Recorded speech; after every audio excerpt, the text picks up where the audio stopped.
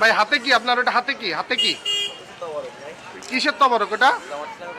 হ্যাঁ, আচরণবিধি ভেঙে নির্বাচনী প্রচারণায় খাবার বিতরণ করলেন যশোর ৪ আসনের বাংলাদেশ জামায়াতে ইসলামী মনোনীত প্রার্থী অধ্যাপক গোলাম রসুলের সমর্থকেরা।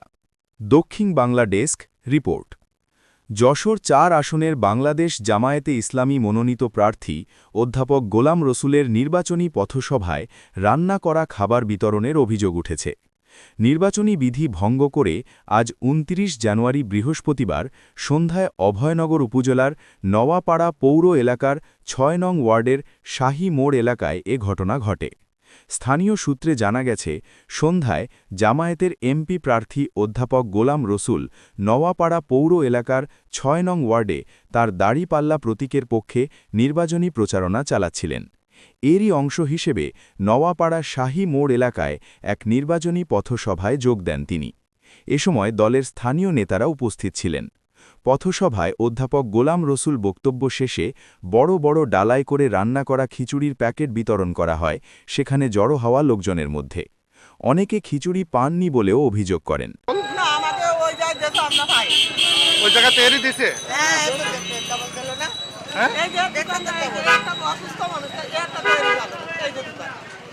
কতজন দিয়েছে তেহারি?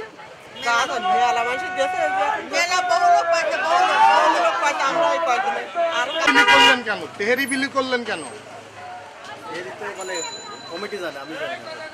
না, তেহারি বিলি করা কি উচিত কি আসলে?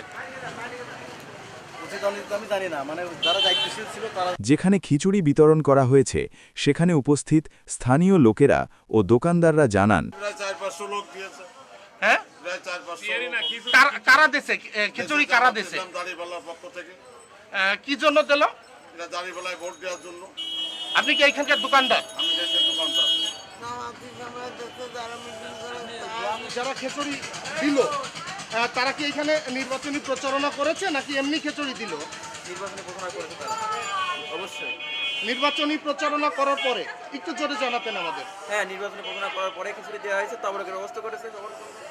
সবাইকে তাবারকের ব্যবস্থা করছে। কত লোককে তাবারক দিয়েছে? প্রায় ৪-৫০০।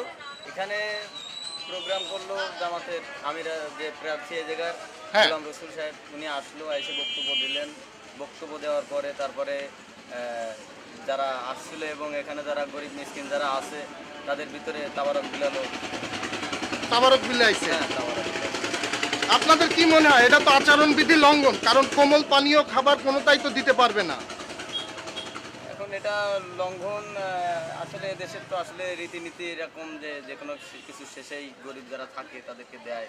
এটা তারা ভালো মনে করে করছে, যারা গরিব অসহায় যারা তাদেরকে দেশে। কত লোককে দিছে? আপনি তো এখানে দোকানদারি করতেছিলেন। দেশে প্রায় ৩-৪০০ লোক, ৪-৫০০ লোক ছিল যারা এই যে বস্তিতে যারা বসবাস করে, গরিব যারা আছে তাদের ভিতরে বিলাইছে। ভাই হাতে কি আপনার ওটা হাতে কি কিসের তবরক ওটা? হ্যাঁ, পক্ষ থেকে। এখানে আপনাদের কোনো প্রোগ্রাম হয়েছে? হ্যাঁ, অবশ্যই। কি প্রোগ্রাম হয়েছে? ওদের যে এই সনবর গোলাম রসুল সাহেব, সে এসে সাধারণ মানুষের বক্তব্য বললো, আপনার উপজেলায় কী করবে সেগুলো মানুষের মধ্যে কীভাবে তার যে এগুলো আছে সেগুলো প্রচার করবে। তাই আপনার যে কাজগুলো সে করবে, উন্নয়নমূলক কাজ, সেগুলো সে সাধারণ মানুষ বললো, সে তার বক্তব্যগুলো বললো। তারপরে আপনাদের ওদের পক্ষ থেকে তেহারি দিছে। এটা কি আছে একটু দেখান তো আমাদের। অবশ্যই আপনারা খুলে দেখাচ্ছি ভাই। হ্যাঁ, খুব সুন্দর খিচুড়ি ব্যবস্থা করেছে তারা। এ ব্যাপারে অভয়নগর উপজেলা সহকারী রিটার্নিং অফিসার ও উপজেলা নির্বাহী কর্মকর্তা শেখ সালাউদ্দিন দীপুর বক্তব্য জানার জন্য ফোন করা হলে তিনি ফোন রিসিভ করেননি। খুশি? অবশ্যই।